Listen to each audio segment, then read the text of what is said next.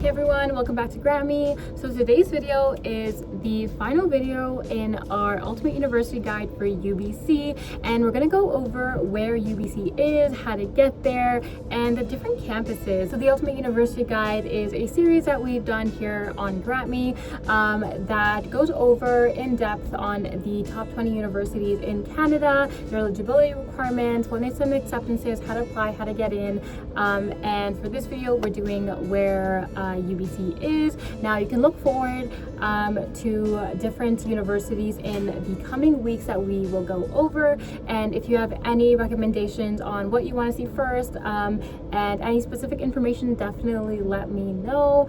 And if you're wondering what do you know about universities, well, we know a lot. We've gotten tons of students into university, gotten admitted into Canadian universities with funding. You can see the student story on the blog post for this video, and you can also go on our website and see all the work that we've done. Without further ado, let's get into the video. So UBC has two campuses and one kind of mini campus. So in essence, it's kind of like three campuses, but the first one we're going to be talking about is the Point Grey campus. And now the Point Grey campus is the main UBC campus.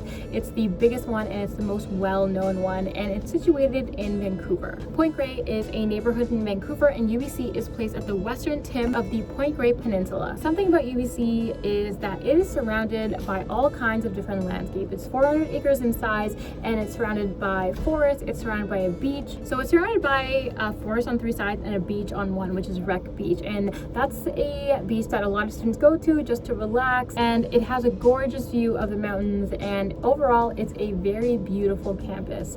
Now, the campus doesn't just have, forests and oceans and, libraries and classrooms. There's also some museums on campus. There's an amazing rose garden. There are some very cool historical figures and statues and stuff like that on campus as well. I'll go through the top two facilities that are on UBC campus. The first one is the Natobe Gardens. The Natobe Garden is a traditional Japanese stroll garden with a tea house, and it is named after Dr. Natobe, who is a historical Japanese Canadian figure. The Natobe Garden is beautiful. It has trees and flowers and a tea house as well. So, after class, if you're feeling like you need to relax after a hard exam, you can go over to the Natobe Gardens. Second one is the Biodiversity Museum, and the Biodiversity Museum is Vancouver's natural history museum, and it's home to Canada's largest blue whale skeleton. It has 20,000 square feet exhibit of insects, birds, skeletons, animals, and it has over 2 million specimens to look at. It also has trackways from BC's earliest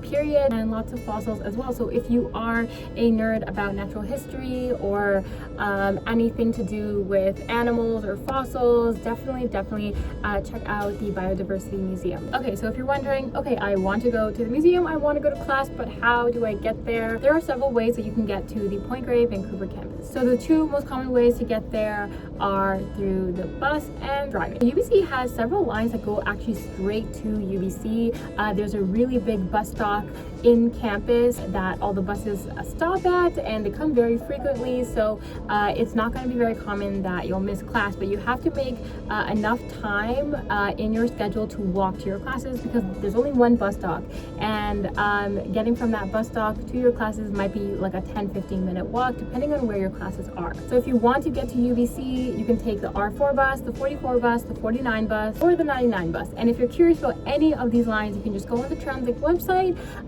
and they'll tell you the exact route from where you live or where you're staying at to the campus. So I do recommend busing instead of driving, because busing is inexpensive, it's good for the environment. Even though it does take a bit longer, the R4, which is Rapid UBC bus, is quicker and it skips a bunch of stops, so you just get to your classes. But if you want to drive, there is a way to drive to UBC as well. Okay, so if you want to get to UBC by downtown, you're going to cross the Broad or Granville Street Bridge. You're going to head west on 4th Avenue, 10th Avenue, or 6th Avenue. And to get to UBC from the airport, you're going to cross the Arthur Lane Bridge and then head west on Southwest Marine Drive. And that will get you to the UBC campus. And of course, that'll just probably get you to the main part of the campus. But if you do want to get to a specific part of the campus, like a library, library or the museums or gardens that I talked about, there are maps all over the campus that will direct you where you need to go, and you can also use Google Maps for the specific pins of where you need to go. Okay, let's get into Okanagan Campus. The Okanagan Campus is located in Okanagan, which is in BC. Now, from Vancouver to Okanagan, it's about a 2-hour drive. To get from Vancouver to Okanagan, it's about a 4-hour drive. So a lot of people opt for the flight option. The Okanagan Campus doesn't have a museum or a big garden,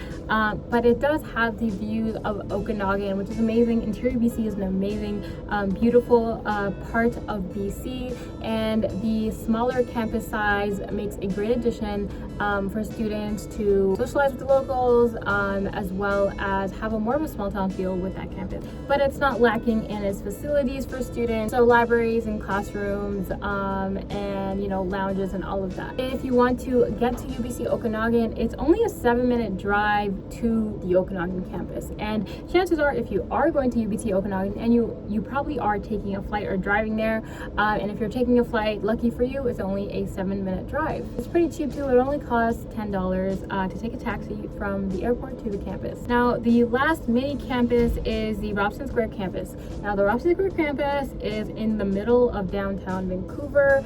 If you've been to downtown, if you've been around the art gallery, you've definitely passed by the Robson Square campus. It's right beside the ice rink, and it's very small. It has like a space to study, as well as the ability to book rooms and conferences, as well as some lecture halls as well. So this is primarily, I would say, for someone who is downtown, wants a change of space from the actual big campuses.